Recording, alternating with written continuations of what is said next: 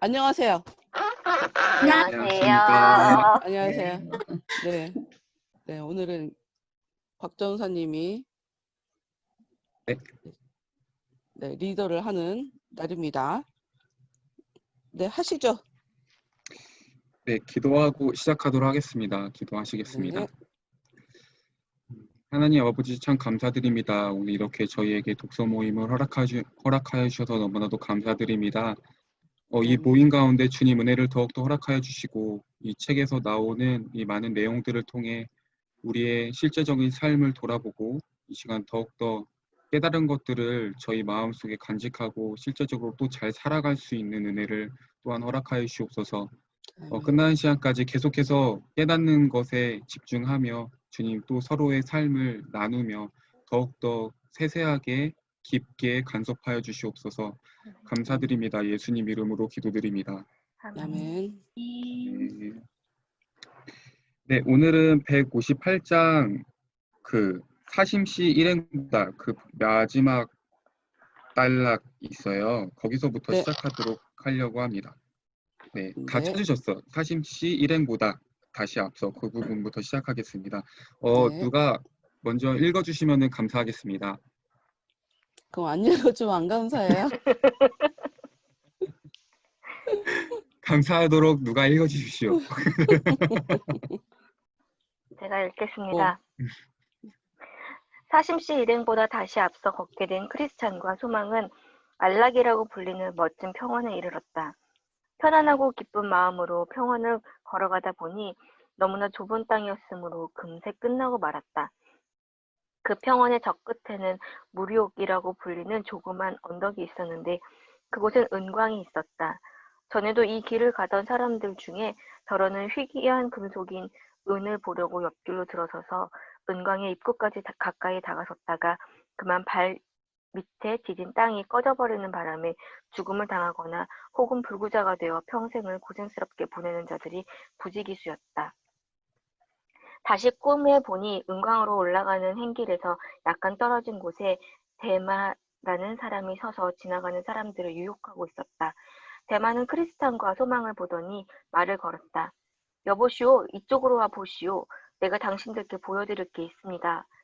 도대체 무엇이길래 가던 길을 바꾸어서까지 보고 가라고 권하고 있소?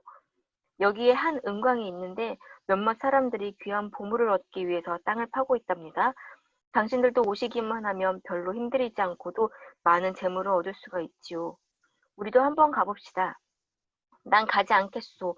전부터 이 은광에 대한 이야기를 들어왔는데 앞서가던 많은 사람들이 광의 갱 속으로 굴러떨어져 죽음을 당했을 뿐만 아니라 재물이라는 것은 본디 그것을 탐하는 자들을 패망하기 위한 함정이지요. 말을 마치고 나서 크리스찬은 큰 소리로 대마에게 물었다. 그곳은 위험하지 않습니까? 수많은 순례자들의 여행을 방해해 오지 않았습니까? 조심성 있는 사람이라면 별로 위험하지 않습니다. 그러나 이 말을 하면서 그는 얼굴을 붉혔다. 여보시오, 소망씨, 우리는 한 발자국도 이 길에서 벗어나지 말고 가던 길을 계속 가기로 합시다. 사심이 이곳에 와서 우리와 같은 초청을 받게 되는 경우엔 영락없이 은광을 보려고 발길을 돌릴 것이 뻔하다고 생각합니다. 그자의 사고방식이 원래 그러하니까 의심할 여지도 없이 그쪽으로 갈 것이며 100이면 100 죽음을 당하고 말 것입니다. 이때 대마가 다시 그들에게 말을 걸었다. 왜 이곳으로 와서 구경하지 않으십니까? 그러자 크리스찬이 담대하고 솔직하게 말을 했다. 여보시오, 대마씨, 당신은 이미 스스로 올바른 길에서 벗어나 다른 길로 들어섰기 때문에 하나님으로부터 정죄하심을 받아 바른 길로 인도하시는 이 길의 주인과 원수가 되었는데 어찌하여 우리들마저 당신과 같은 정죄를 받도록 유혹하려는 것입니까? 뿐만 아니라 만일 우리가 조금이라도 하나님의 뜻을 어기고 옆길로 들어선다면 우리의 주인이신 그분께서는 이 일을 감찰하시어 장차 우리가 떳떳하게 서야 할 심판대 위에서 우리로 하여금 커다란 부끄러움을 당하게 하실 것입니다. 그러자 대마는 다시 소리질러 말하기를 자기도 같은 순례자들 중에 하나인 만큼 잠시만 기다려준다면 함께 가겠노라고 말했다. 그러자 크리스찬이 이렇게 물었다. 당신의 이름은 도대체 무엇입니까? 제가 아까 불렀던 것처럼 대마가 당신의 이름이 아닌가요? 그렇습니다. 제 이름은 대마이며 아브라함의 자손입니다. 저는 당신을 잘 알고 있지요. 게하시가 당신의 등조부이고 유다가 당신의 아버지이며 당신도 또한 선조들의 발자취를 따라왔습니다. 당신이 하는 일은 마귀의 장난과도 같으며 당신의 아버지는 반역자로서 스스로 목매어 죽고 말았지만 당신도 그보다 나은 보상을 받을 가치가 없는 사람입니다. 우리가 하나님 앞에 서게 될 때에는 당신의 이러한 행동을 있는 그대로 고해드릴 테니 그리하십시오. 이렇게 말하고 나서 크리스찬과 소망은 다시 갈 길을 재촉했다. 이 무렵 사신과 그의 일행이 이곳에 나타났는데 대마의 유혹을 받고 단번에 넘어간 그들은 주저하지 않고 은강 쪽으로 달려갔다. 그런데 그들이 갱의 언저리에서 내려다보다가 그만 구덩이 속으로 빠지고 말았는지 혹은 은을 캐려고 갱 속으로 내려갔는지 구덩이 밑에서 쉴 새 없이 뿜어나오는 습한 독가스에 숨이 막혀 죽었는지 어쨌는지 확실히 알 수는 없지만 다시 행길 위에 나타나지 않은 것은 확실한 일이었다. 그러자 크리스찬은 노래를 불렀다. 사신과 대만은 서로 뜨지 맞아서 한쪽이 부르면 다른 한쪽이 달려간다네. 그들은 탐욕스러운 마음을 함께 나누다가 온갖 세상 영화에 빠져버린 탓으로 천국 향하는 길을 영영 떠나버렸다네. 꿈에 보니 평원의 바로 맞은편에 두 순례자가 이르게 되었는데 행길의 바로 옆에 꽤 오래된 비석이 하나 서 있었다. 두 순례자는 비석의 모양이 이상스럽게 생겨서 마음이 끌리게 되었다. 그 비석은 마치 한 여인이 돌기둥으로 변한 것 같은 모습을 하고 있었다. 그들은 한참 동안 비석 앞에 서서 유심히 들여다보았으나 그게 무엇인지 확실하게 알 수 없었다. 마침내 소망이 그 비석의 머리에 이상한 문체로 쓰여진 글귀를 발견했는데 언어학자가 아닌 이상 그 뜻을 헤아릴 수가 없었으므로 학문이 있는 크리스천을 불러 그 글귀의 의미가 무엇인지 풀어달라고 부탁했다. 글자들을 맞추어 보며 한동안 조심스럽게 살펴보던 크리스천은 그 글귀가 롯의 철을 기억하라는 말임을 깨닫고는 그것을 동료인 소망에게 읽어주었다. 그들은 이 소금 기둥이야말로 롯의 아내가 멸망이 임박한 소돔으로부터 화를 피하려고 성을 빠져나올 때 두고 온 재물에 대한 탐욕스러운 마음을 버리지 못하고 뒤를 돌아보다가 그만 소금 기둥이 된 유적임에 틀림없다고 결론을 내렸다. 뜻밖에도 놀라운 광경을 보게 된 그들은 다음과 같은 이야기를 주고받았다. 아, 형제여, 참 적절한 시기에 이것을 보게 되었군요. 대마가 은강을 보러 오라고 우리를 유혹한 후에 때마쳐 이것을 발견했으니 말입니다. 만일 대마의 유혹에 당신이 끌었던 것처럼 우리가 그곳으로 갔더라면 우리도 정녕 이 여인처럼 기둥으로 남아서 뒤에 오는 사람들의 구경거리가 되었을 것입니다. 제가 그토록 어리석었던 것이 참으로 유감스럽군요. 하마터면 저도 롯의 아래처럼 될 뻔했는데 이렇게 벗어나게 되었으니 무척 다행한 일입니다. 솔직히 말해서 그녀의 죄와 내가 저지른 죄는 별 차이가 없지 않습니까? 그녀는 뒤를 돌아보았을 따름이고 난 가서 보고 싶어 했으니까요. 무한하신 하나님의 은총을 찬양할 일이오나 일찍이 그런 생각이 내 마음속에 들어 있었음은 참으로 부끄러운 일입니다. 우리가 여기서 본 것을 잘 마음속에 명심하여 장차 다가올 앞날에 도움이 되도록 하십시다. 이 여인은 소돔의 멸망이라는 심판을 벗어날 수 있었으나 마음속의 탐욕으로 인한 또 다른 심판에 의해 벌을 받게 된 것이지요. 과연 옳은 말씀이십니다. 이 여인은 우리 두 사람에게 경고와 본보기가 될 것입니다. 경고라 함은 이 여인이 저지른 죄와 같은 죄를 범하지 않도록 경계하라는 것이요. 본보기라 함은 이러한 범죄를 예방하지 못하는 경우에는 어떤 형벌이 내린다는 것을 보여주는 심판의 표시라는 점이지요. 이와 마찬가지로 고라와 다단과 아비람과 그들을 따르던 250여 명이 그들의 죄로 말미암아 멸망을 당했는데 이것도 역시 후세 사람들에게 경고를 줄 수 있는 본적과 본보기가 될 것입니다. 그런데 무엇보다도 한 가지 생각에 잠기게 하는 의문점이 있군요. 재물을 탐내던 한 여인이 단지 뒤를 돌아본 것만으로도 소금 기둥으로 변하는 심판을 받았고 조금만 눈을 들어 바라보면 어쩔 수 없이 그 여인에 대한 심판의 본보기가 보일 정도로 가까운 거리에서 대마와 그 일당들이 어떻게 그렇게 당당하고 태어난 모습으로 그 재물을 탐하면서 행인들을 유혹하고 있는지 이해가 안 되는군요. 그것은 참 이상한 일입니다. 그러나 그것은 그들의 마음이 자포자기가 되어버린 탓이 아닐까요? 그들을 무엇에 비교하면 적합할까요? 재판관 앞에서 소매치기 하고 교수대 아래서 남의 지갑을 째는 자들과 같겠지요. 소돔 사람들은 악하여 하나님 앞에 큰 죄인이었다고 하는데 이는 소돔 땅을 에덴 동산 같은 곳으로 주셨는데도 불구하고 그들이 하나님의 목전에 죄를 지었기 때문입니다. 그래서 이것이 하나님의 진노를 크게 유발시켜 하늘에서 가장 뜨거운 불의 형벌을 내리게 된 것입니다. 따라서 하나님 목전에서까지 범죄하는 자들, 또 그 본보기들이 그들 앞에 있어서 경고를 하는데도 불구하고 계속 범죄하는 자들은 가장 가혹한 심판을 받게 되리라는 결론은 결코 틀리지 않을 것입니다. 맞습니다. 우리들 특별히 제가 이런 본보기가 되지 않았다는 것은 하나님의 크신 자비입니다. 이것은 우리로 하나님께 감사를 드리게 하고 그분을 두려워하게 하며 항상 롯의 아내를 기억하게 합니다. 네, 여기까지 읽겠습니다.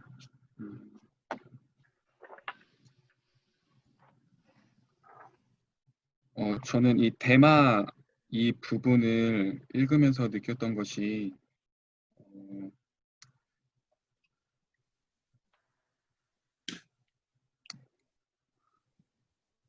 대마에 대해서 먼저 좀 검색을 해봤는데 대마에 대해서 그렇게 크게 제가 찾았을 때는 많은 좀 자료를 못 찾았어요. 그래가지고 그냥 성경에 있는 디모데후서 4장 10절에 있는 것들을 그냥 조사하니까 거기에서 보니까 뭐 세상의 것들을 뭐 사랑해서 뭐 이제 바울을 떠났다고 써 있는데 그 말고 또 다른 이유나 뭐 어떤 깊은 뭐 뜻이 있을까 했는데 우선은 거기까지만 얘기를 하는 것을 봐가지고 자세한 거는 모르겠지만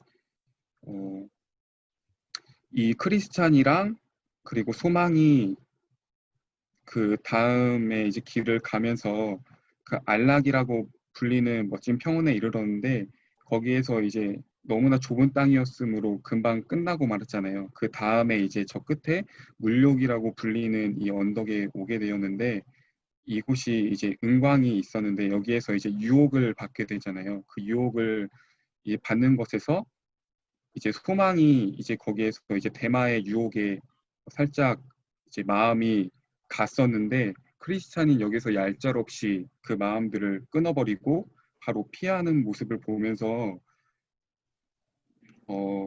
크리스찬은 정말 이 부분에 대해서 유혹을 하나도 받지 않고 어떻게 이렇게 얄짤없이 자기 길로 그 보는 그 방향으로 갈 수 있었을까라는 좀 그런 의문점이 생겼었어요. 그 전에 뭐 많은 일들을 겪어서 그러는지 몰라도 그래서 그랬을까라는 생각을 했었는데 계속 뒤에 가다 보면은 크리스찬이 말하는 부분 있잖아요. 160쪽에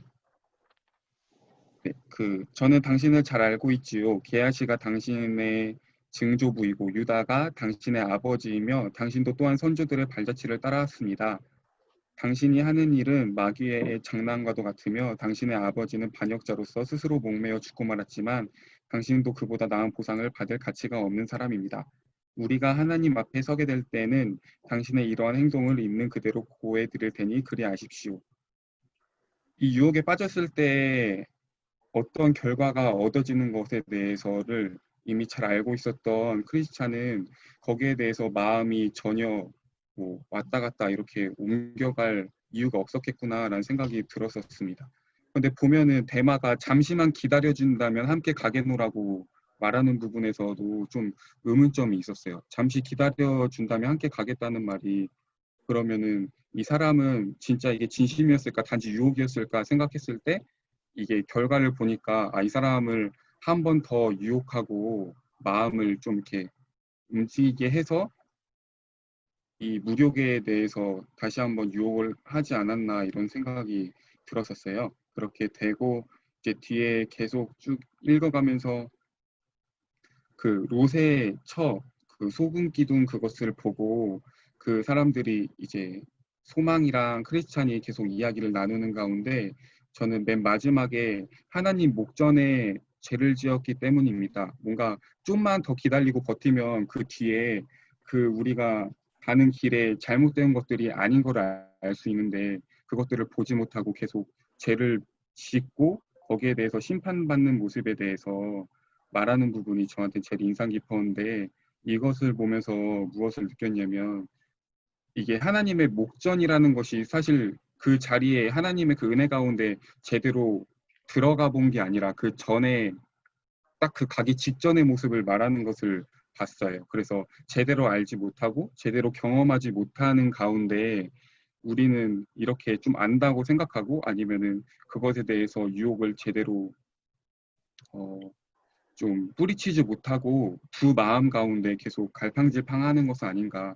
하나님을 제대로 알면은 우리는 한 마음으로 하나님의 마음으로 지킬 텐데 그러지 못해서 우리가 그 유혹과 그리고 하나님이 주시는 마음 가운데 계속 이렇게 왔다 갔다 하는 것이 아닌가라는 생각이 되게 들었었어요. 그래서 하나님을 알려면 그 은혜를 제대로 경험하려면은 내가 스스로 어느 정도까지 안다고 생각하고 고민하는 것이 아니라 끝까지 가봐야 내가 그것을 좀 알고 경험했다고 말할 수 있겠구나라는 생각이 되게 들었었습니다.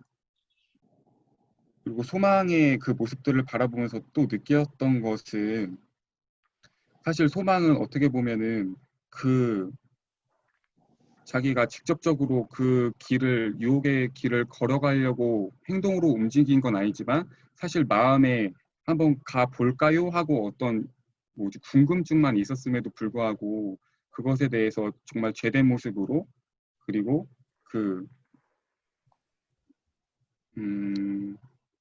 롯의 아내도 자기가 분명히 그 멸망되는 그 소돔과 고모라 멸망되는 상황 속에서도 도망치고 있는 자기의 행동 속에서 불구하고 그 마음에 살짝 그 무력에 대한 그 마음 때문에 살짝 뒤돌아봤을 때 그것 때문에 심판받았던 것처럼 우리의 그 작은 마음들 그 하나가 정말 작은 게 아니구나 그것들을 좀 더 묵상을 하게 됐었던 것 같습니다.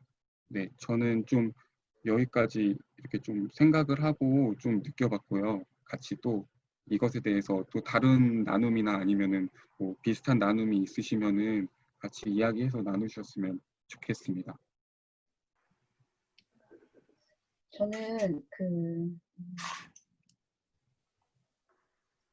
159페이지에 보면 크리스찬이 중간에 대마가 유혹할 때 가지 않겠다 은광에 대한 이야기를 들었는데 앞서 그 많은 사람들이 거기에 죽임을 당했을 뿐만 아니라 재물이라는 것은 본디 그것을 탐하는 자들을 패망시키기 위한 함정이지요라고 말하는 이 부분이 굉장히 좀 많이 와닿았는데요.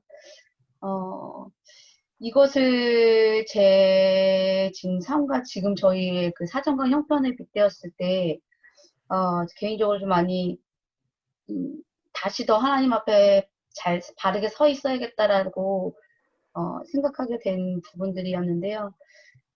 제가 주일날 곽전 선생님이 이제 찬양 같이 나누실 때 마지막에 주님 내가 여기 있어오니 찬양 나눠주셨잖아요. 그 찬양을 제가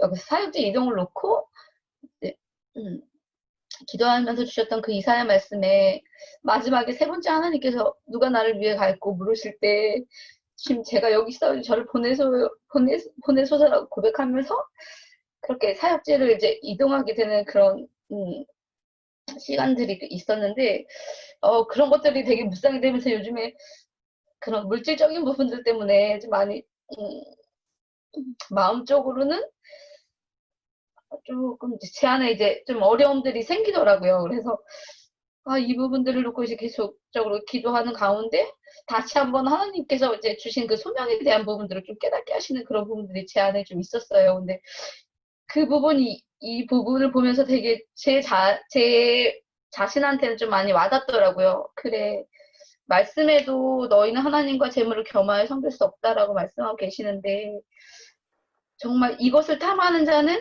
패망시키기 위한 함정이라는 이 부분이 저는 굉장히 더 정신 차리게 해주는 그런 글귀가 되더라고요. 그래서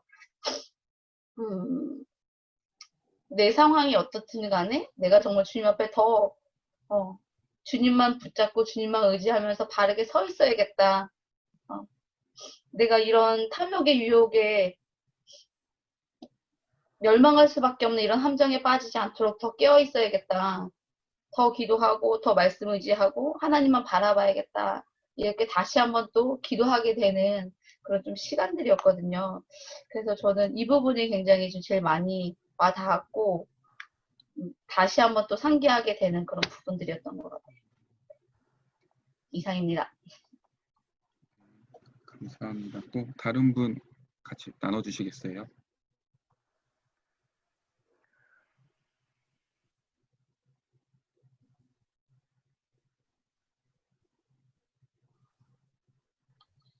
저는 그 모세 아내를 보면서 그 부분이 저도 좀 인상 깊었거든요.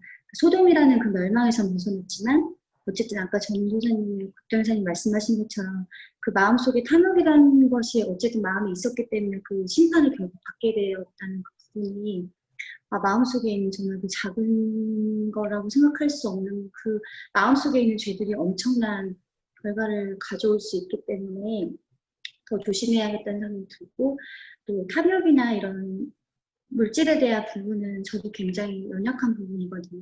그래서 좀 이 부분, 이 텍스트를 보면서 저도 또한 재물에 대해서, 물질에 대해서 또 제 안에 있는 욕심에 대해서도 경계를 해야겠다는 생각을 좀 했고요.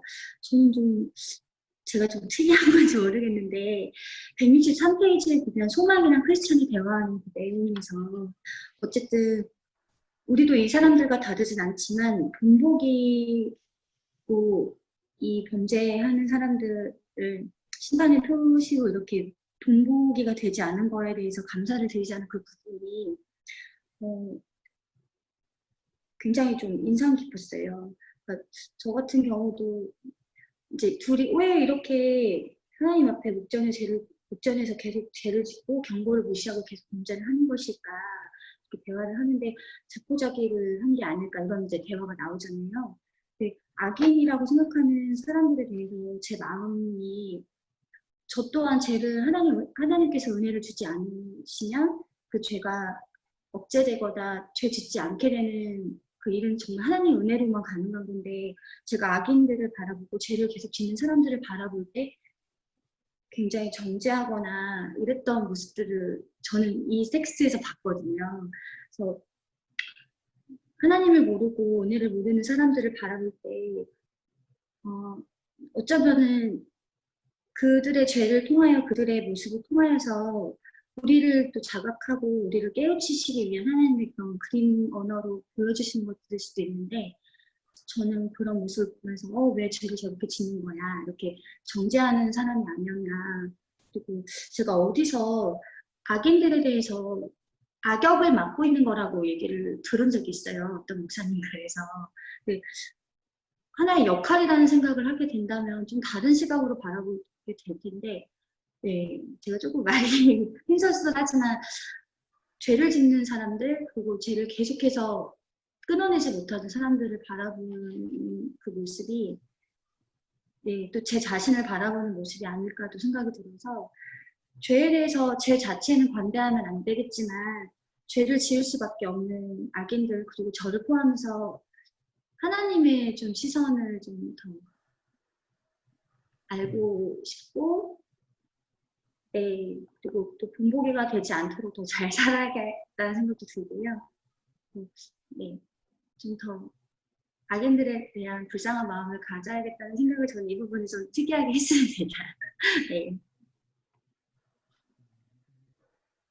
네, 감사합니다.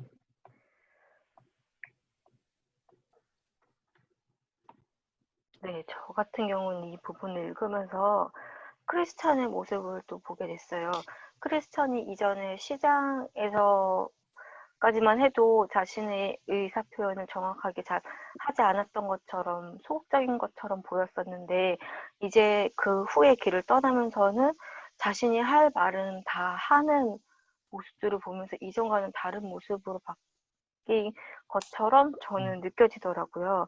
그러면서 그가 대마에 대해서 다 지적하고 넘어갈, 대마에 대해서 소속들이 당신이 이렇고 어떻고에 대해서 그 솔직하게 이야기하는 모습이 인상적이었고, 뒤에 가서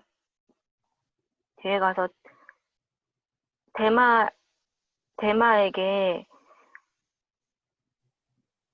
앞에 그 크리스찬이 말하기 바로 직전에 대마의 대답이 조심성 있는 사람이면 별로 위험하지 않습니다 라고 이야기하면서 얼굴을 붉힌 장면을 보면 자기 자신이 조심성이 없다라는 것을 얼굴을 붉히면서 나타낸 거 아닌가 라는 생각이 들었어요. 말로는 조심성 있는 사람이란 별로 위험하지 않다고 했지만 정작 자신이 그 앞에 서서 자신도 거기에 넘어졌고 물질에 넘어졌고 오는 사람들 지나다니는 사람들까지 유혹하는 입장이 있지 않나라는 생각을 했고, 또 역시나 뒤에 가서 사심의 일행은 단번에 그 유혹에 넘어가서 다시는 그 행길 위에 나타나지 않게 된 것.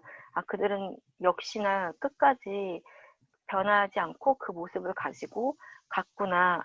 반면에 소망 같은 경우에는 처음에는 가자라고 했다가 마음을 돌이키고 그게 옳은 것이 아니라는 것을 깨닫고 올바른 선택을 하면서 길을 나아가서 마지막에 고백할 때에 자기가 본보기가 되지 않았다는 것, 그 잘못된 것을 선택하지 않은 것에 대해서 다른 사람들로부터 롯의 처처럼 본보기가 되지 않았다는 것에 대한 감사함을 느끼는 걸 보면서 아까 미나쌤이 얘기한 것처럼 저도 삶을 살아가다 보면은 다양한 모습을 보여주게 되어지고 또 다른 사람들의 모습을 보며 배우게 되어질 터인데 저 또한 악한 모습, 잘못된 모습이 그런 모습을 보여서 다른 사람들로 하여금 반면선생이 되어지는 일이 발생하지 않도록 나도 나의 행동과 생각과 모든 것에 있어서 좀 더 돌아보고 생각하면서 삶을 살아야 되겠다라는 생각을 했습니다.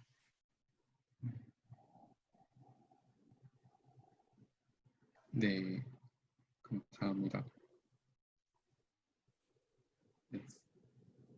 목사님께서 또 얘기 나눠주시면 감사하겠습니다.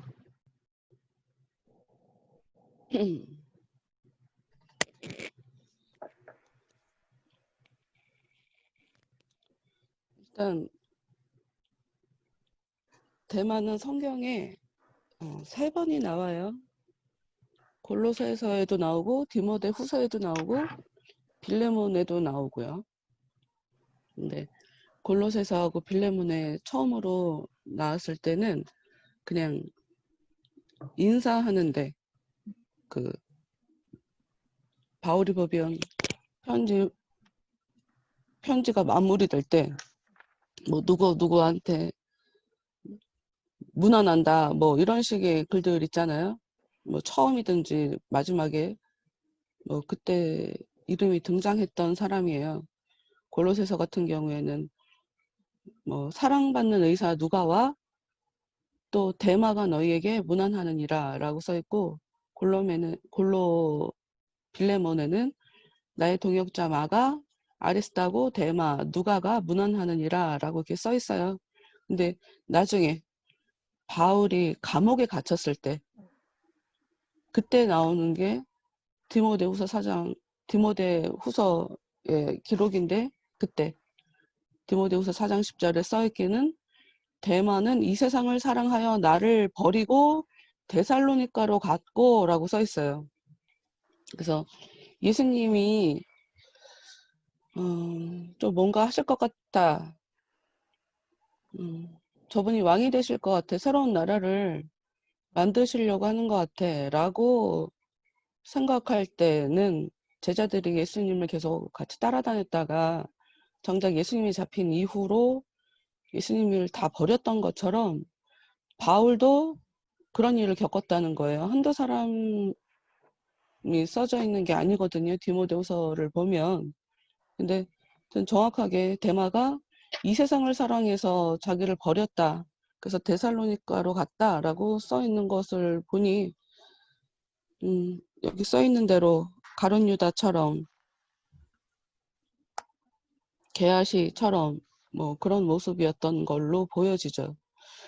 그 유혹이라는 것은 인생의 여정에 꼭 일어나게 되는 것 같아요. 하나님이 테스트 없이 사람을 그저 천국으로 인도하지 않는 것 같다라는 것을 성경을 보면서 계속 느껴요. 그리고 또 제가 인생에 많이 생각하지 못했다가 굉장히 크게 느껴지는 부분은 예전에는 죄 짓지 않게 잘 살아야 된다라는 은혜가 그런 식으로만 역사한다라고만 생각했다가 그런데 죄를 지은 이후에 은혜가 역사해서 다시 그 본 코스로 들어가게 되는 거. 그것도 정말 큰 은혜가 필요한 것이구나. 그렇게 2번 기회를 주시는 사람도 있구나 하고 이건 제가 새롭게 깨닫고 있는 부분인데 이제 이거는 일단 요 이야기에서는 제껴두고 이 앞부분 죄를 짓지 않도록 그러니까 그냥 원 스트라이크 원 아웃 죄를 한번 지었을 뿐인데 그걸로 그냥 아웃되는 사람들이 제법 많더라고요. 성경을 보면. 근데 다윗처럼 기회를 다시 주시는 그런 사람도 있고 근데 그때 다른데 아까 일단 미나가 얘기할 때 그게 그 부분이 한 번은 짚고 넘어가야 될 부분이라 아까 뭐 악한 자들이 악의 역할을 하는 거라고 얘기했었잖아요.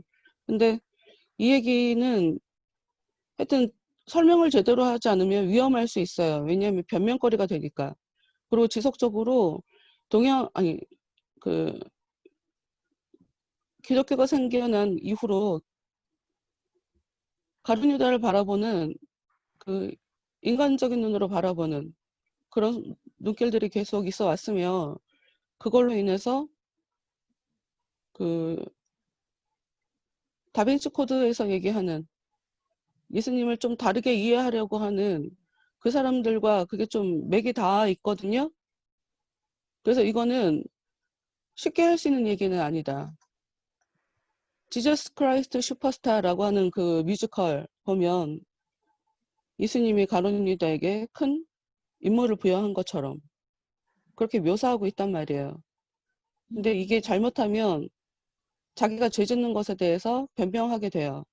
그래서 그런 것은 잘 아는 사람들이나 그러니까 쉽게 말해서 뭐 바울이 채소만 먹는 사람과 고기를 먹는 사람을 분별했던 것처럼 신앙이 어린 사람과 성숙한 자에 대해서 단단한 음식, 부드러운 음식을 먹는 사람을 이렇게 나눴던 것처럼 이거는 좀 짚고 넘어가야 되지 이게 쉽게 얘기할 수 있는 얘기가 아니다. 잘못하면 이런 것이 사람들로 하여금 별거 아닌 것처럼 그냥 그냥 역할을 맡았을 뿐이야. 이게 나한테 적용이 아니라 남을 그냥 그런 눈으로 보고 자기한테 진리를 적용하는데 그걸 그 악의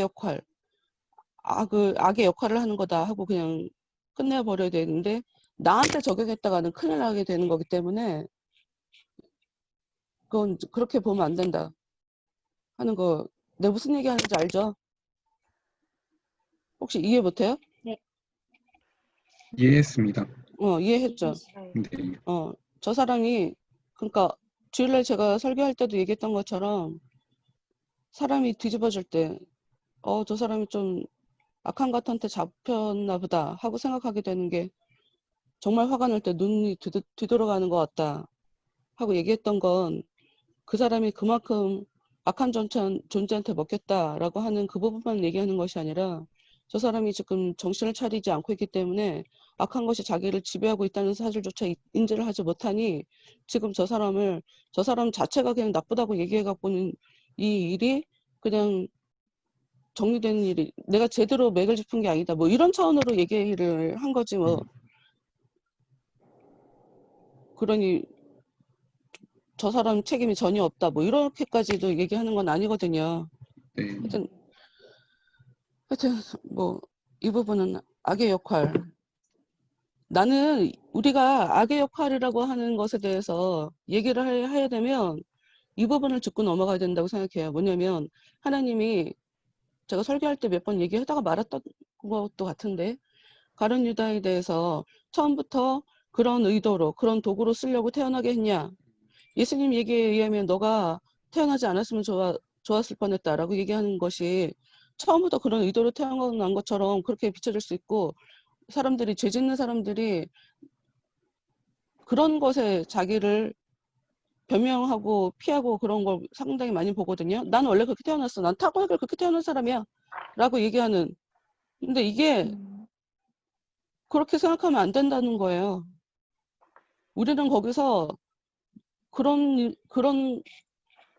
그렇게 쓰임 받으려고 사람이 태어나는 거야 라고 하는 식으로 접근을 하면 안 되고 하나님이 아무나 악의 도구로 쓰지 않아 라는 쪽으로 접근을 해야 된다고 생각하는 거죠. 아무한테나 악으로 사용하지 않아요. 악의 도구로. 아무한테나 거짓의 영을 보내지 않아요. 아무한테나 하나님이 네. 부리시는 악신을 보내는 게 아니에요. 이런 것에 우리가 강조점을 두고 나의 인생에 경계를 둬야 되지. 난 처음부터 그런 사람이야. 이렇게 계속 죄 짓는데 내가 변하지 않으려고 하는데 방점을 두고 그 얘기를 나를 변화하는 데다 사용한다고 그러면 그거야말로 진짜 소망 없는 인생이 돼버린다. 아무나 쓰지 않는다 하는 이야기는 평소에 내가 마음 관리를 잘해야지 내가 내 마음을 관리를 잘 못하면 어떤 악한 것도 나를 가지고 악의 도구로 사용할 수 있다라고 하는 나의 마음을 경계하는데 이 악의 역할이라는 이 단어, 이 문장, 이 정의에 대해서 적용을 해야 되는 건 거예요. 그런 차원에 우리가 변명할 거리가 없는 거예요. 제가 얘기했잖아요. 주일날도 설교하면서 나도 내 지난 시절을 생각해보면 내가 왜 그랬을까? 답은 하나밖에 없어. 내가 미쳤었나 보다. 내가 정말 제정신 아니었나 보다. 심지어 나는 은혜를 경험한 이후였는데도 내가 막 살았기 때문에 근신하라 깨어라 라고 하는 그 말씀 하나 내가 이루지 못해서 내가 깨어있지 못해서 지금 내 마음속에서 악한 것이 나를 자꾸 흔드는지 내가 그거를 깨닫지 못했기 때문에 그걸 다른 말로 미친 거죠. 제정신을 못 차리고 있는 거니까. 분별 없이 살고 있으니 그게 미친 거지. 미친 게 뭐 별거예요? 뭐 병원 가야 미친 건가? 순간 내가 하나님을 놓치는 게 미친 거고 순간 내가 성령을 놓치고 있는 게 그게 미친 거지. 성경식으로 얘기하면 하나님 눈에 볼 때는. 그래서 내가 근신해야 되는구나. 깨어서 살아야 되는구나. 매 순간순간 나의 마음을 내가 왜 이래야 되나? 내가 왜 이러고 있지? 하고 나를 들여다보며 나를 감시하며 내가 그렇게 살아야 되는구나. 네, 그런 결론은 얻고 지금도 살아가고 알죠? 지금도 가끔 가다가 나도 모르게 정신 놓고 있었네. 나도 모르게 다른 사람한테 끌려가고 있었네. 나도 모르게 악한 것이 원하는 대로 퍼져 있었네. 이럴 때 있어요. 그럼 또 다시 돌아오면 되니까. 근데 지금 마음속에 있는 것이 제대로 자극이 돼서 이 대마가 추천하는 이 곳, 이 은광, 그곳에 내가 가던 길을 이탈을 해서 그걸 들여다보는 건 다른 차원이죠. 근데 어찌됐건 이 글의 요번 단락의 시작하는 지점 158페이지 제일 아래에 제일 처음 시작하는 지점을 보면 이들이 안락이라고 하는 멋진 평원에 이르렀어요. 안락이란. 그래서 편안하고 기쁜 마음으로 평원을 걸어갔죠. 그런데 너무 좁은 땅이었으므로 금세 끝나고 말았어요. 잠깐의 안락. 왜 제가 그 설교 때 요즘 들어서는 그 얘기를 안 했던 것 같은데 사람이 하던 대로 계속 살고 싶어 하는 그런 경향이 있어요. 관성의 법칙. 죄 가운데 퍼져 있을 때 은혜로 아무리 이끌어도 그냥 그곳에 계속 머무르려고 하는 경향이 있고, 잘 살고 있다가 하나님이 경우에 따라 그 아브라함도 풍요한 자리에서 먼저 된 자리에서 나중된 자의 자리로 내려가라 하고 하나님이 명령하신 거잖아요. 근데 그렇게 내려가는 거 어렵거든요. 그 자리로 내려가는 거 어려워요. 그런데 내려간 게 참 대단하잖아요. 근데 기본적으로 사람은 잘 살다가 못 살고 싶지 않아요. 순종하기가 참 어려워요. 아쉽죠. 근데 그 끝에 물욕, 편안함을 계속 유지할 수 있는 물욕이라고 하는 유혹거리가 그때 딱 드러나는 거죠. 나한테 잠깐 주었던 그 달콤함이 딱 끝나서 아쉬운 딱 그 상황에 유혹거리가 딱 등장하는 거죠. 인생에 이런 식으로 마귀가 역사하더라. 근데 그래야 내 마음에 내가 좀 전에 즐겼던 걸 그저 하나님이 주신 것에 대해서 의미를 두면서 이게 얼마가 될지 그건 잘 모르지만 그저 그냥 하나님께 주권을 두면서 잠깐 감사함으로 누리는 것과 그 주어진 것을 그냥 아예 그냥 내 걸로 그래서 그냥 아예 그거를 그냥 내가 누려도 되는 것처럼 착각하는 것과 그 누리던 게 딱 끊어져 봐야 그 사람의 진심이 그때 가서 나타나게 되는 거예요. 그래서 하나님이 줬다 뺏었다를 그래서 하시죠. 없었던 것은 이 사람의 그러니까 처음부터 내가 안 갖고 있었다 그러면 이 사람이 안 갖고 있는 것에 정작 어느 정도의 마음을 뺏기고 있는지 검증할 길이 없어요. 근데 있었다 없어 봐야 어느 정도 뺏기고 있는지에 대해서 제대로 검증이 돼요. 거기서 나타나요. 하나님 그래서 이런 식으로 사용하는 거예요. 욥한테 했던 것처럼. 욥이 뺏길 이유가 뭐가 있어요? 그리고 모든 것이 하나님이 나한테 주신 것이기 때문에 가져가신 것도 하나님이라고 했잖아요. 그런데도 불구하고 끝까지 파고 들어가고 또 파고 들어가니까 자기를 저주하고 있는 욥을 그리고 친구들이 욕할 때 그것 때문에 막 뒤집어지고 하나님한테 따지고 나는 잘못한 게 없어 라고까지 얘기하는 욥의 그 진짜 그 속마음이 드러난다는 거죠. 거기서도 욥 맨 끝을 보면 하나님이 그 세 친구한테 욥이 너희들을 용서하고 욥이 제사를 나한테 드리지 않으면 난 너희들을 용서하지 않아 하고 나오는 게 있어요. 그러니 그건 우리한테 어떻게 오해를 하게 하냐면 그 욥이 세 친구한테 들은 그 이야기 자체가 다 잘못된 거구나. 욥은 잘했는데 라고 하는 그래서 우리가 쉽게 욥을 의롭다고 얘기하거든요. 처음부터 끝까지 문맥 잘 보시면 하나님은 욥을 잘했다고 얘기하는 게 아니에요. 욥의 세 친구가 니네가 뭔데 남에 대해서 쉽게 정죄 판단해 하는 차원으로 잘못했다고 그래서 욥이 너희들을 사과해야 내가 너희들을 받아주는 거야 라고 얘기하신 거지 욥이 잘못이 없다고 얘기하신 게 아니에요. 그걸 따로 볼 줄 알아야 돼요. 근데 사람들이 그런 걸 퉁쳐버려요. 맨 마지막에 가서 하나님이 그렇게 얘기했으니 욥은 잘못한 게 없구나. 무슨 말이에요? 욥은 잘못했는데.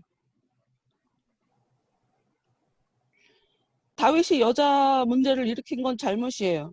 그런데 우리가 다윗이 밧세바를 그랬대 하고 우리는 다윗에 대해서 비난할 자격이 없어요. 그런 차원을 얘기하는 거예요, 지금. 그리고 그 얘기가 우리가 오늘 나눈 이야기에 굉장히 적용할 것이 많죠. 지금 다른 사람들이 하나님한테 심판을 받는 거, 경고를 받는 거, 그거 전부 다 날 위해서 내가 보게 된 거죠. 나 보라고 벌어진 일이에요. 나 보라고. 그리고 아까 민나가 얘기한 것처럼 정확한 포인트를 못 집어서 어머 쟤네 왜 저래? 쟤네가 왜 저래? 쟤네가 저게 문제야.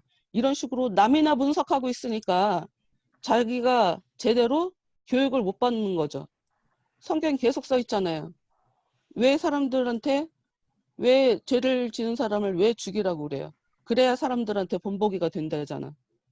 가르쳐 줘야 되니까. 얘 잘못한 거 용서해주면 다른 사람들도 저 사람은 용서받았어. 그러니까 우리도 죄져도 되겠다. 이런 식으로 일이 벌어지니 잘못한 사람은 잘못했다고 벌을 줘야 되는 건 거예요. 그거 너무 당연해요. 그걸 하나님이 정의 없다, 하나님이 야박하다라는 측면으로 접근하면 안 돼요. 지금 제대로 접근한 게 아니에요. 그게 지금. 인간적인 눈으로 접근하면 안 돼요. 인간적인 눈으로 가룟 유다가 뭐 임무를 받았다느니 이딴 식으로 접근하면 안 돼요. 인본주의가 그래서 위험한 거예요. 내 생각이 뭐가 중요해요? 하나님 앞에. 내가 깨닫는 게 뭐가 중요해? 하나님이 깨닫게 하시는 게 중요하고 내 인생에 적용하는 게 중요하고 인생 다 똑같아요. 나도 저럴 수 있어. 그러니 내가 남의 자식 얘기하지 말자. 사람들이 보면 남의 자식 쉽게 얘기하더라고. 자기 자식 그러니까 정확하게 우리가 알아야 되는 게 있어요. 우리가 말한 것은 고스란히 나한테 돌아오게 돼 있어요.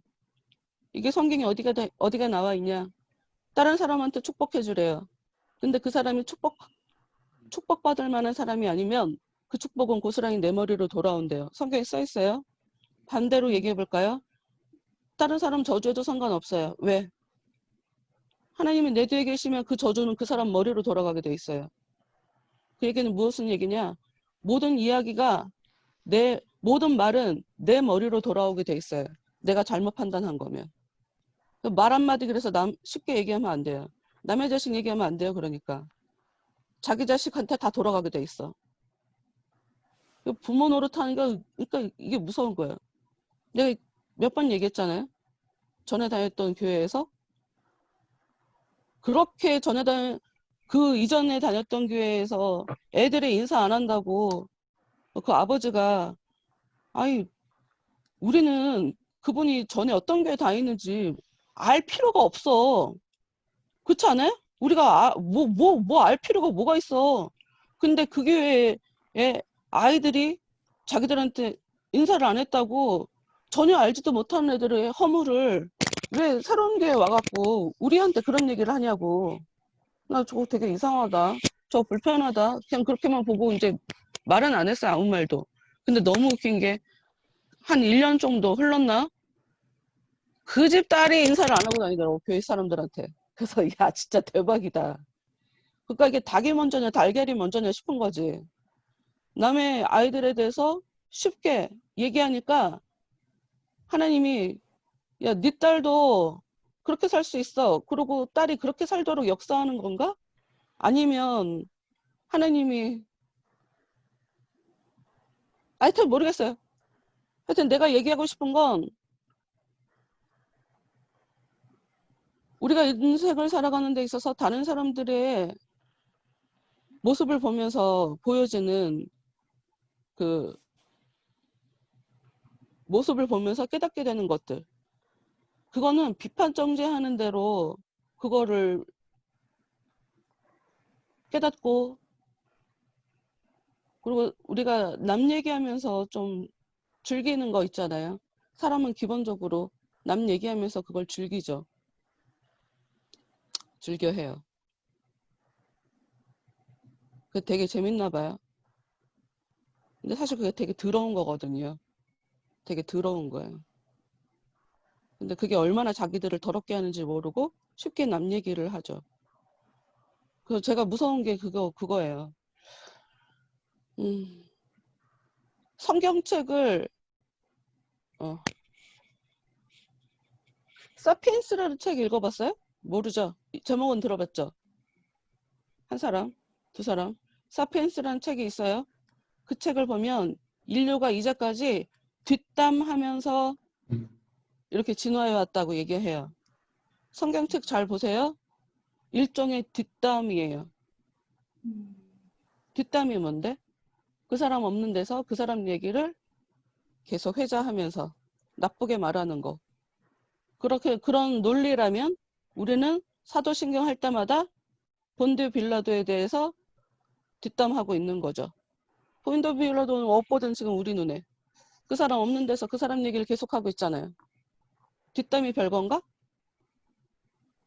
나 뒷담하는 거 싫은데 나도 때로 뒷담하는 것처럼 보여요.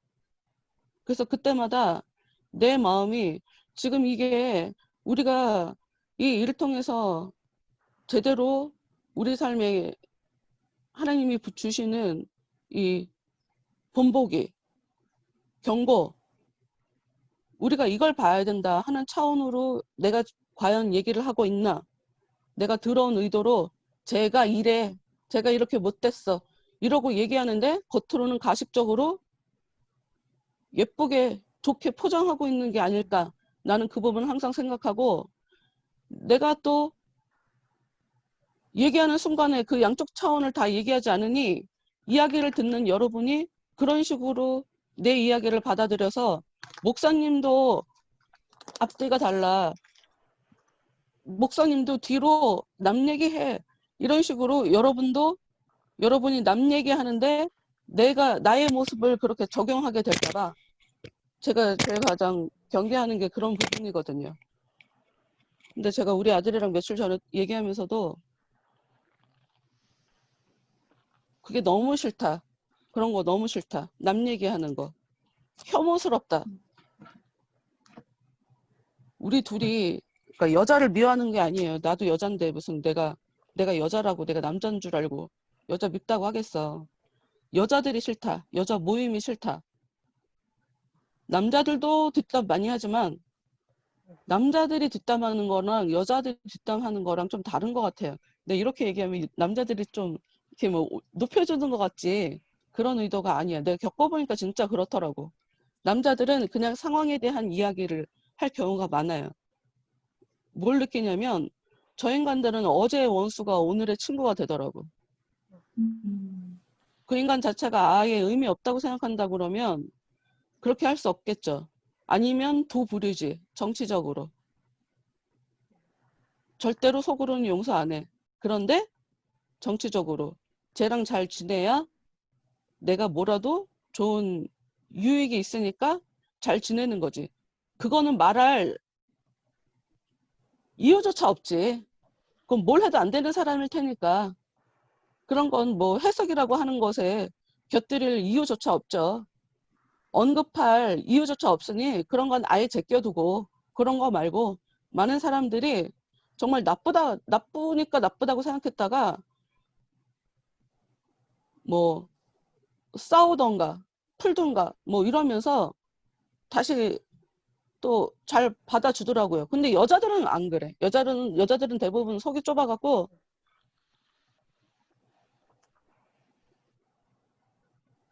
앞뒤가 다른 경우는 여자들이 사실 많아요. 나도 여자지만. 그래서 여자들이 싫어요. 나 여자야. 지금 우리 여자가 더 많은데. 아, 참. 예. 그러니까 그냥 성향을 얘기하는 것뿐이에요. 말하는 게 중요하지 않고 내가 판단하는 게 중요하지 않고 우리가 벌어지는 일 속에서 내가 무엇을 깨닫는지 내가 일상생활을 살면서 내가 느끼는 것, 내가 경험하는 것, 내가 보게 되는 것은 내가 내 인생을 앞으로 어떻게 살아가라라고 하는 하나님의 시청과 교육 자료다. 보게 만들고 듣게 만드는 거다. 그냥 내 삶을 어떻게 살아갈지만 적용하면 되는 거예요. 쟤는 이래, 쟤는 저래. 이렇게 말할 필요 없다. 말하는 것 자체가 내가 판단한 거고 내가 선과 악을 알았다는 얘기인 거고 이게 바로 선악을 알게 하는 나무 열매 따먹은 거거든요. 이게 바로 하나님 자리에 앉은 거죠. 내가 심판하고 내가 판단한 거니까. 이런 거 무서운 거죠. 이래놓고 하나님한테 복 받기를 바라면 안 되죠. 너무 당연하죠.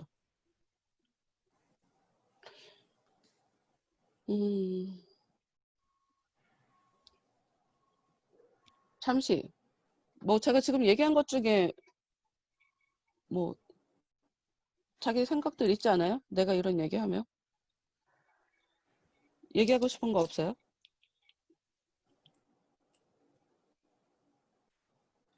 하여튼 이 어떤 일을 통해서 나의 삶에 적용시키는 거, 이거는 습관으로 만들어주는 게 좋아요. 내가 이제 설교를 할 때마다 준비했었던 건데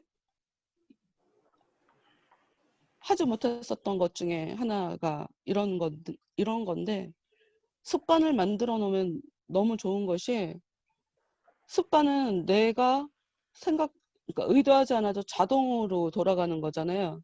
에너지가 안 들어요. 그게 힘들지 하나도 안 힘들어요. 그래서 습관을 만들어 놓으면 좋은 거예요. 하려고 노력하지 않아도 되니까. 그런데 습관을 들으려면 굉장히 어렵게 노력하며 계속적으로 반복을 해야 습관이 돼요. 습관이라는 거는 몇 번 한다고 습관되는 거 아니거든요. 지속적으로 계속 반복을 해야 습관이 돼요. 그런데 그 임계점을 넘어가면 자동으로 하게 된다.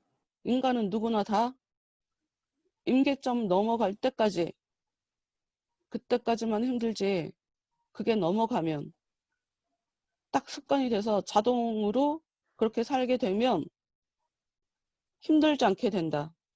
그때까지만 내가 노력하자 하는 이 또한 여러분이 그냥 모든 인간에게 열려져 있는 이론이라고 생각하고 그걸 또 받아들이면 돼요. 왜냐하면 이것도 잘 안 받아들이더라고. 그리고 안 해보고 포기하잖아요. 그러니까 이 이야기도 받아들이지 않고 사니까 사람들이. 내가 지금 이렇게 얘기했지만 이 이야기를 여러분이 진심으로 받아들였는지 안 받아들였는지는 이 또한 알 수 없다. 하는 행동을 봐야 알 수 있다 이거죠. 하여튼 롯의 아내는 그냥 단지 뒤를 봤을 뿐이에요. 여기 써 있는 대로 단지 뒤를 봤는데 소금 기둥으로 변했어요. One strike, one out. 나는 이게 우리가 기억하고 살아야 돼. 하나님이 기회를 계속 여러 번 주실 수 있어요. 주시기도 하죠. 하나님은 우리한테 기회를 계속 주시기도 해요. 그러나 기회가 나한테 계속 끝도 없이 한없이 공급될 거라고 생각하면 이미 나는 하나님께서 원하시는 그 길을 가고 있지 않은 것일 수도 있어요. 오늘 짓는 그 죄 때문에 내가 탈락될 수도 있어요.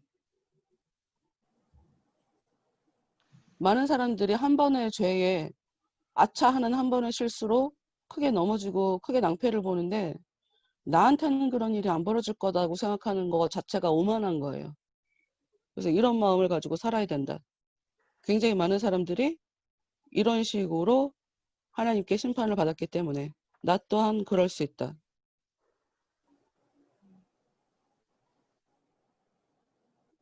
억울할 것 같지 않아요? 난 한 번을 바라봤는데요.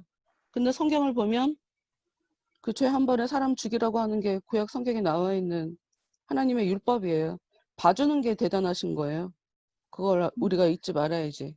봐주는 걸 당연한 거라고 생각하면 안 돼요. 우리가 하나님에 대해서 잘못 생각하면 하나님은 사랑이다라는 것을 이상하게 적용을 해갖고 한도 끝도 없이 하나님이 나한테 무한한 자비를 베푸실 걸로 이상하게 적용을 해서 절반만 적용을 한 거죠. 그래서 오히려 더 하나님이랑 반대로, 하나님께서 원하시는 거랑 반대로 갈 수 있게 되는. 남 얘기 같지 않잖아요? 네. 재판관 앞에서 소매치기 하고 교수대 아래서 지갑을 째고 전혀 무섭지 않지. 설교하면서 남 비판하고 남 판단하고 설교할 때 들은 이야기 자신한테 적용이 하는 게 아니라 남한테 적용하지.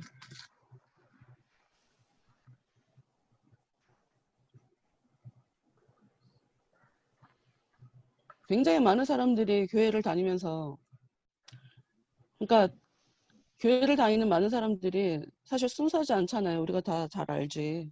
우리가 순수한 사람이 뭐 얼마나 있겠어요.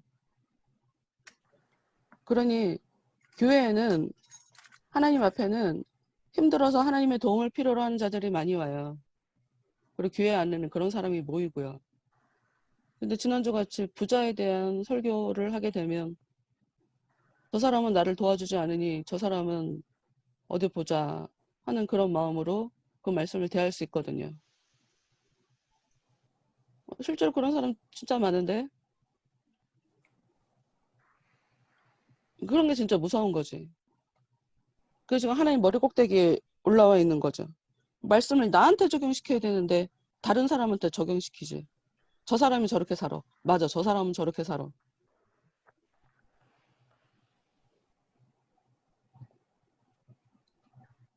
하여튼 말씀은 나한테 적용해야 하는 거라는 거. 이 고라 자손의 본보기 표적 이거를 여기서 잠깐 언급하고 있잖아요. 고라가 모세한테 따지고 그랬던 거 보면 하나님 너만 특별하냐? 우리 전부 다 하나님 믿어. 우리도 레위 사람이야. 너나 나나 똑같아. 하고 그 질서를 무시하고 하나님은 이 질서를 되게 중요하게 여기시는데 윗권세를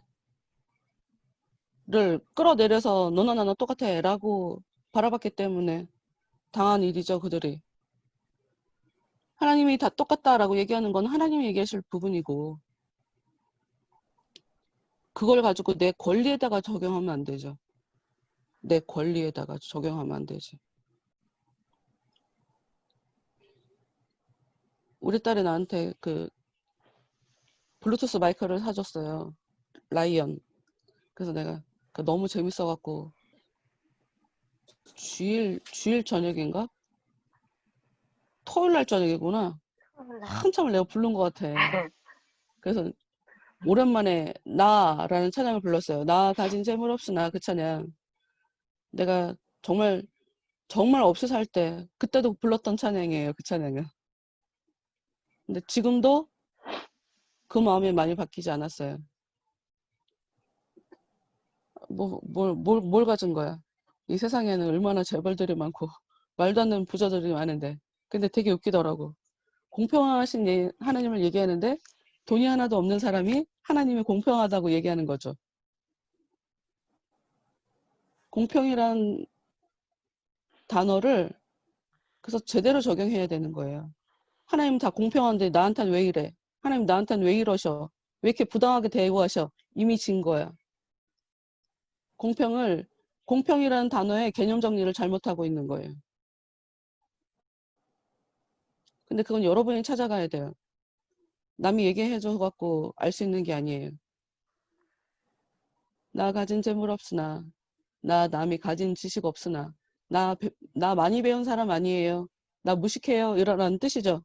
근데 그 사람이 하나님을 공평하다고 찬양하고 있다고. 장애자잖아, 그 여자. 그 여자 장애인이잖아요.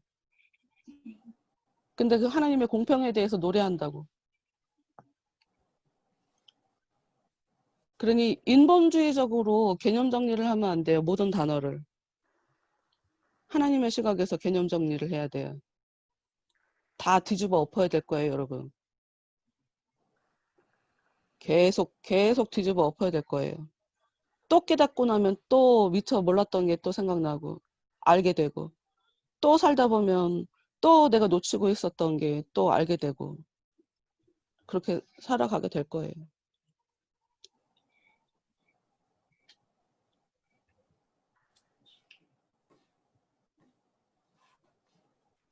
그리고 그거 느껴요. 내가 이거 보면서 아까 곽전사도 얘기했지만 대마가 얘기한 거 나도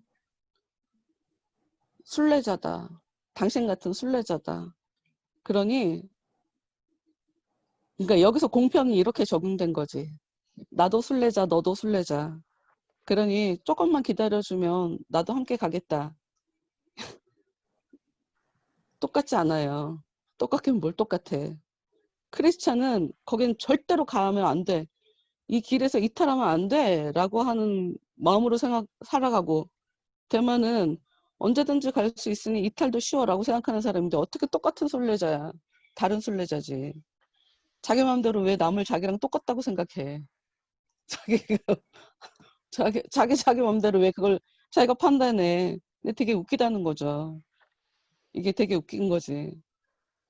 나나 남이나 똑같다고 생각했는데 그리고 언제든 돌아갈 수 있다고 생각하지만 그렇지 않다. 내가 여태까지 살아본 바에 의하면 나도 이탈을 해봤기 때문에 이탈? 내가 이탈을 해봤나? 아니 내가 워낙 어려서부터 겁이 많아갖고 내 예수님을 경험한 이후에는 내가 몰랐던 죄에 대해서 다시 깨닫고 한 건 있어도 내가 가고 있는 길에서 이탈을 해서 잠시 방황하고 했던 건 그런 적은 없었던 것 같아요. 있을 수도 없는 일이지. 그래서 좀 더 놀다가 갈게요. 이러는 사람들이 있어요. 교회에 보면. 네. 진짜 많거든.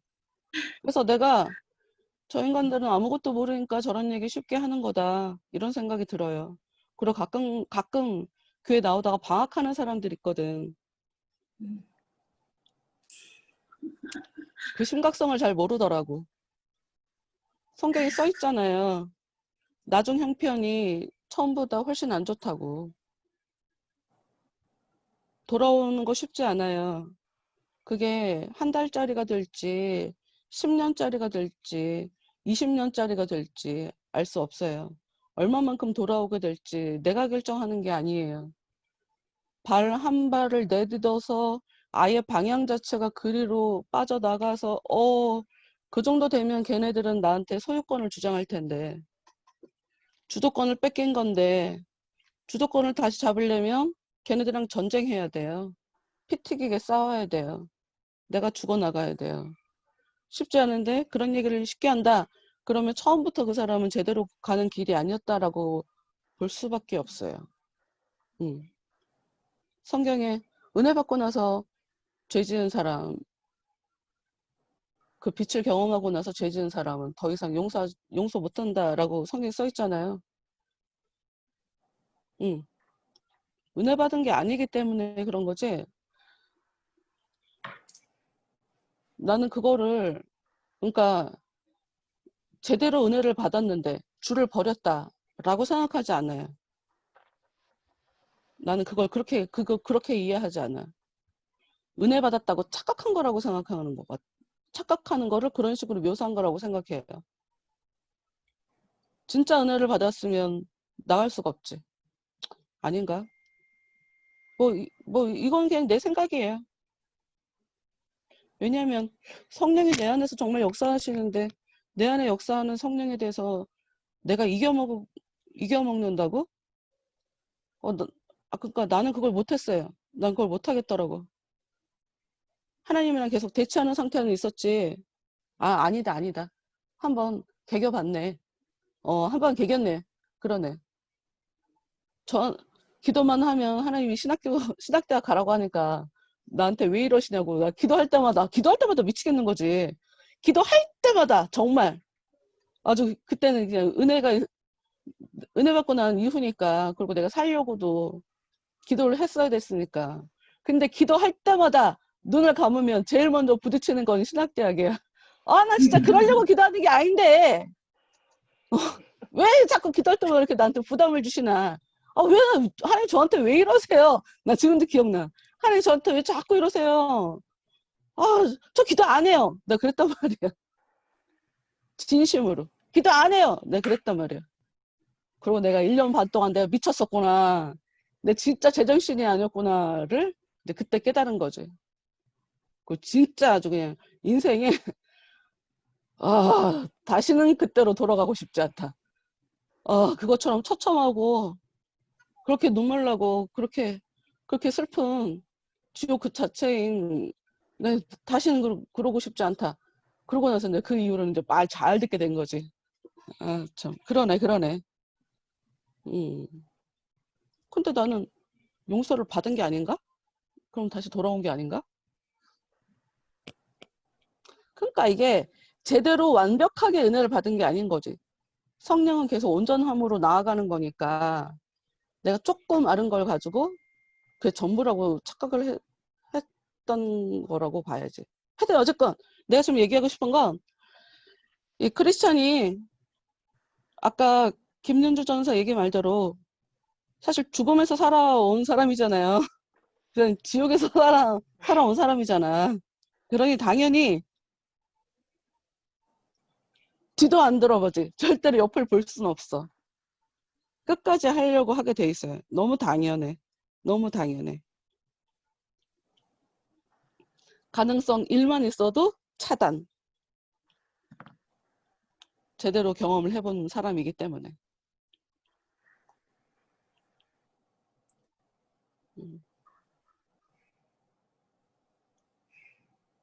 그리고 아까 여기 크리스찬이 얘기한 거 보면 그 자기들 뒤에 오는 사심과 그 친구들에 대해서 얘기하면서 크리스찬은 너무 이제 예상이 되는 거지. 사심은 무조건 거기 갈 거라고. 왜? 사고방식 때문에. 그냥 이 길이야, 직진이야. 좌로나 우로나 치우침 없어. 그냥 직진해야 되는 건 거야. 하고 가야 되는데 마음이 두 가지잖아요. 자기 유익을 위해서 이럴 수도 있고 저럴 수도 있다고 생각하잖아요. 죽을 것 같아도 아무리 괴로워도 그냥 그 길을 가야 되거든요. 근데 나의 길보다 좀 더 나은 길이 보여. 좀 더 나은 길처럼 보인다. 그럼 바로 그쪽으로 갈아타는 거죠. 보통 대부분 사람들이 그렇죠. 근데 내가 여러분한테 얘기하잖아요. 힘든 일은 내가 정리하는 게 아니에요. 사람들은 힘들면 도망가요. 회피해요. 본인이 정리하는 거예요, 그거. 그러면서 이건 하나님 뜻이 아닌가 봐. 그리고 피해요. 평생 그렇게 살 거예요, 그 사람은. 절대로 그 어려운 환경 극복 안 됩니다. 누구는 내가 이런 얘기하면 저주를 한다고 하겠는데? 그런 의미가 아니야. 하나님은 내가 있는 자리에서도 나의 삶을 힘들지 않게 내 상황을 바꿔주실 수 있는 하나님이에요. 전능하신 하나님 믿는 거 아닌가? 꼭 내가 움직여야 상황이 정리가 되는 거면 그게 더 무서워서라도 나는 못 가는데 하나님이 열어주신 길 같다는 생각이 들어도 쉽게 못 가는데 하나님 제가 지금 있는 이 자리에서도 하실 수 있잖아요. 나는 지금 가던 길 계속 갈 거니까 저는 지금 저쪽으로 옮겨가야 되는 게 지금 하나님 뜻인지 저는 그 정도도 용기가 없어서 저는 잘 못하겠으니까 저한테 뜻이 있으면 지금 이 자리를 바꿔주세요. 난 여태까지 내가 그런 걸 계속 요구하면서 살았어요. 그리고 그거에 맞게 하나님이 내 상황을 정리해 주셨고 많은 사람들이 네가 문제야. 다른 사람의 문제가 아니라 네가 변하면 남도 변해 라고 얘기하잖아요. 근데 정작 남이 문제라고 피해버려. 그 얘기 하지 말든가. 그런 얘기를 하지 말든가. 남의 문제라고 얘기를 하지 말든가. 내가 문제라 벌어지는 거예요. 그럼 내 문제는 내가 변하면 내 문제는 변하게 돼 있어요. 그 당연한 거 아니에요?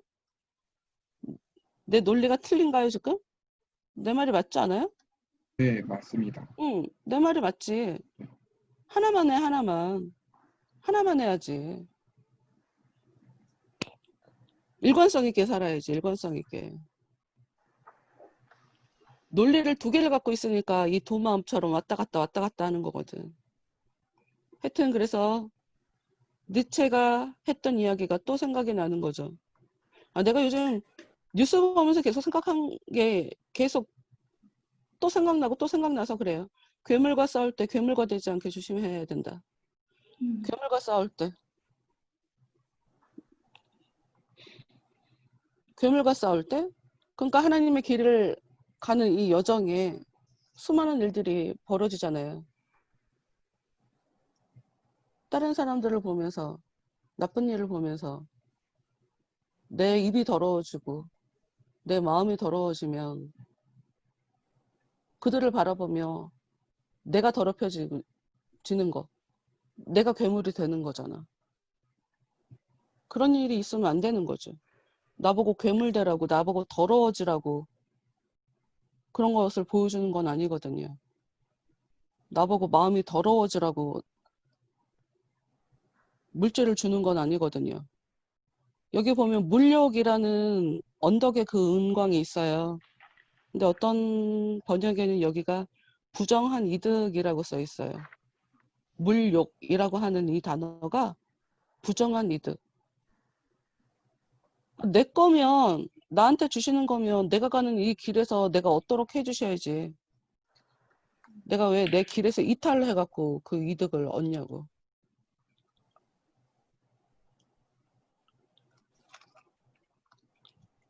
어찌됐건 내가 얘기하고 싶은 건 하나님은 우리의 인생 가운데 끊임없이 시험을 하더라. 아담 때부터 시험은 계속 일어나더라. 그 하나님을 사랑하고 하나님에만 목매서 평생을 살아온 하나님이 사랑하셨던 그 다윗에게도 시험거리는 있었더라. 당연히 나한테도 시험은 찾아오겠죠. 내 연약함을 하나님이 들춰내시는 이유는 연약하게 살지 말라고, 나를 탈락시키기 위해서가 아니라 그런 연약함을 가지고 살아가면 안 된다고 교육시켜 주려고. 그래서 나를 테스트하더라. 아무도 모르게 내 마음속에서 일어나는 일을 내가 눈치를 채면 내가 몸으로 심판을 당하는 일은 없으나 계속 내 마음속에서 일어나는, 내가 내 마음속에서 연약함이 계속적으로 느껴지고 드러나는데도 불구하고 그거를 제대로 내가 이겨내야 할, 내가 견뎌내야 할 내 기도 제목이라고 생각하지 않고 그냥 넘겨버릴 땐 그냥 몸으로, 마음이 아니라 몸으로 이 힘듦을 겪게 만드는 그런 하나님이라는 거죠. 다시 한번 기억하세요, 여러분. 하나님이 아브라함한테 너 진짜구나, 내가 이제 너 진짜야 라는 거 인정해 하고 얘기하기까지 40년 걸렸다는 거. 모세가 120년을 달렸지만 혈기 한 번에 가나안 땅 못 들어가게 됐다는 거. 모세한테도 저러셨는데 듣보잡인 나한테, 대단한 일 하지도 않은 나한테 얼마나 더 가혹하게 할 수도 있다 하는 그 가능성을 열어놓고 살아야죠, 하나님 앞에.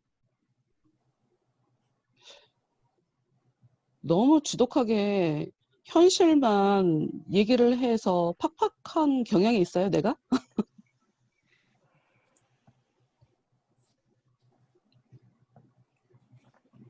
그렇지 않아요? 왜 많은 분들이 막 꿈을 주고 소망을 주고 밝은 미래를 얘기해 주잖아. 그러니 얼마나 사람들이 막 희망에 부풀어서 저 소리가 나한테 희망이 되니까 밝은 미래가 기대가 돼서 더 모이지 않나요? 모이지 않나요? 그래서 우리 교회가 사람이 안 생기나 봐. 사람이 다니기 힘든가 봐. 나 그런 생각이 들더라고. 나는 꿈깨 이러고 찬물 끼얹는 사람인 것 같아. 근데 그 진짜 꿈이 깨져야 그 응. 말도 안 되는 꿈이 깨져야 진짜 꿈이 생기잖아요. 나는 어떻게 생각하냐면 진짜 꿈 깨주시려고. 나는 어쨌건 간에 가짜가 진짜를 일하지 못하게 만드는 거를 너무 많이 봐서 아니 지난주에도 우리가 정신승리에 대해서 얘기를 했건만 난 정신승리하면서 사는 사람이 되게 불쌍해. 왜 정신승리하자고 그래? 실체를 잡을 수가 있는데 물질에 대해서 정말 마음을 또 내려놓고 정말 내려놓고 이게 하나님 앞에 정말 제대로 검증이 되면 물질 진짜 말도 안 되게 쏟아 부어 주시던데 자기들이 물질 사랑하고 연연해서 끌려다니니까 걔네들한테 끌려다닐까 봐 네가 갖고 좀 이리저리 흔들면서 네가 주인이 돼서 걔네들을 좀 다스려봐 하고 줘야 되는데 주면 신으로 섬기고 사니까 하나님 줄 수가 없잖아요. 그래서 그냥 냉혹한 현실을 그냥 나는 얘기한 건데 누군가에게는 가슴이 아프겠구나. 그런 생각이 들어서 나도 가끔 고민합니다. 나도 밝은 미래만 얘기해 줄 수 있어. 하려면 할 수 있어. 이렇게 웃으면서. 근데 아니라는 거 내가 너무 알기 때문에 그래갖고는 안 되는 걸 내가 경험했는데 내가 그렇게 하면 나는 그건 정직하지 않은 거야. 나한테. 나한테 거짓말하라는 거야. 나는 그냥 진실하게 살고 싶어요. 그래서 다른 목사님들이 얘기하지 않는 보통 교회에서 설교 시간에 신학적으로 깊은 부분 안 건드리고 성경의 편집, 수정, 뭐 글씨가 잘못 써지기도 했다. 뭐 이런 거 얘기 안 하시는 분들 많거든. 어떻게 그럴 수가 있어? 글자 하나하나 다 성령님이 써줘갖고 쓴 건데 축자행검설 글씨 한 개 한 개를 하나님이 다 써준다는데 말도 안 되는 진짜.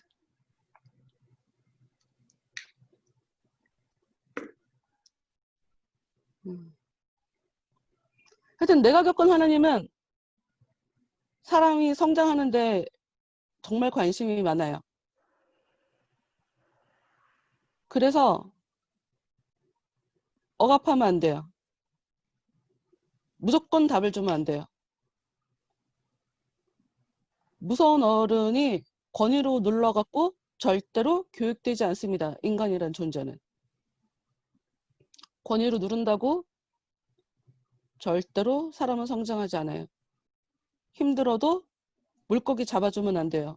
쉽게 답 주면 안 돼요. 나한테 쉽게 설교하라고 할 수도 있는데 아니 지들이 그렇게 살 것 다니면서 뭘 알려고 해. 아니 이해하면 성경을 아는 건가? 이해한다고 하나님을 아는 건가? 뭘 그렇게 알려고 해? 차라리 고민하며 사세요 라고 생각하게 되는 거죠. 근데 난 이게 맞다고 생각하니까. 고민하기 싫어해서 쉽게 살려고 사람들이 많이 하기 때문에 그래서 성장이 어려워요. 고민해야 돼요. 어려워도. 하여튼 이 땅에 들어오기 전에 대마하고 만나기 전에 이 책은 이 세상의 부귀영화를 얻기 위해 종교를 믿는 자는 결국 이 세상의 부귀를 위하여 종교를 버리게 될 것입니다. 라는 이야기를 한번 언급한 이후에 지금 이 일이 벌어졌어요.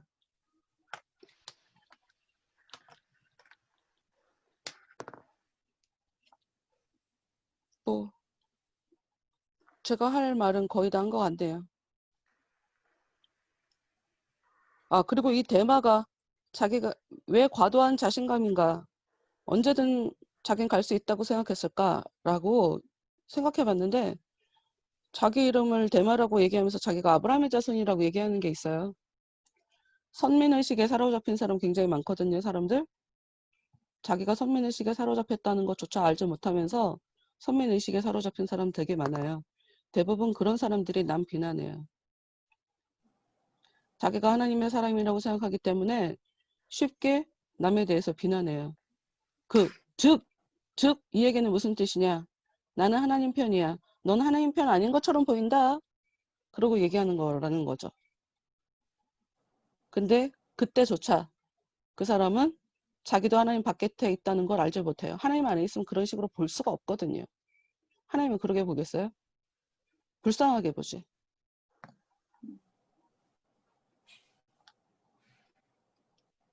자기가 아브라함의 자손이라는 이유. 나는 내 구원은 흔들리지 않아. 내 구원은 정해져 있어. 하나님은 내 아버지야. 이렇게 하나님이 나를 힘들게 하는 걸 보니 하나님은 내 편이야. 아닐 수도 있어요. 아닐 수도 있어요. 내가 잘못해갖고 혼나는 것일 수 있다고요. 아무데나 하나님 이름 갖다 붙이면서 하나님이 나한테 이렇게 고생시키시는 걸 보니 하나님이 나를 버리지 않았어. 이 얘기조차 함정이 될 수 있다고 얘기를 하는 거예요.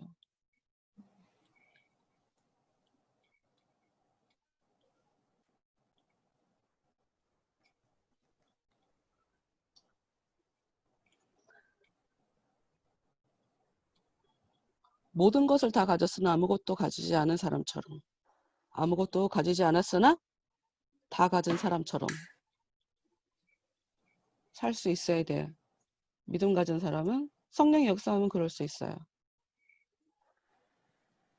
자기가 안 된다고 하면 안 되지만 성경에 써 있는 대로 그럴 수 있다라고 생각한다면 그렇게 살 수 있어요.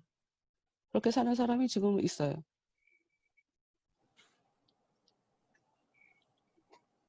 굉장히 뭐 여러 가지를 얘기한 것 같네요, 제가. 너무 많이 얘기하면 또 오히려 교육 효과가 없는데, 네. 하여튼 뭐 여러분 어떤 일에 방점을 두고 교훈을 삼을지는 뭐 여러분 스스로 결정하시는 거니까요. 저는 제가 할 수 있는 얘기는 거의 한 것 같네요. 네, 저는 여기까지입니다. 네, 감사합니다. 그러면 그 이제 뒤에 거인 있는 데는 좀 이렇게 분량이 더 많이 잘라서 하려고 해도 길어서 다음 주에 해야 될 것 같습니다. 그럼 오늘 모임은 여기서 마무리하도록 하겠습니다. 그러면 오늘은 마지막 마무리 기도를 다음 주에 발표하실 미나쌤이 기도해 주시고 마치도록 하겠습니다. 하나님 아버지 감사합니다. 저희 오늘 또 다 모여서 이렇게 함께 독서 모임을 통해서 생각을 나누고 또 믿음의 길을 다시 한번 생각하게 되는 시간들을 주시니 너무나 감사합니다. 하나님, 저희에게 깨달은 영으로 계속 함께해 주셔서 저희가 무지한 저희들을 계속 가르쳐 주시고 저희가 믿음의 길을 이탈하지 않도록 계속해서 성령으로 저희를 인도하여 주시옵소서. 저희가 그 길을 포기하지 않고 계속 가길 원합니다. 연약한 저희도 계속 도와주시고 이 새로운 또 한 주를 계속 살아나갈 때에도 오늘 또 배운 것들을 또 기억하며 잘 살아갈 수 있도록 주님 도와주세요. 다음 시간까지도 저희 한 사람 한 사람 주님의 은혜로 지켜보고 하실 것을 믿으며 예수님의 이름으로 기도드렸습니다. 아멘. 아멘. 수고하셨습니다. 수고하셨습니다. 고맙습니다.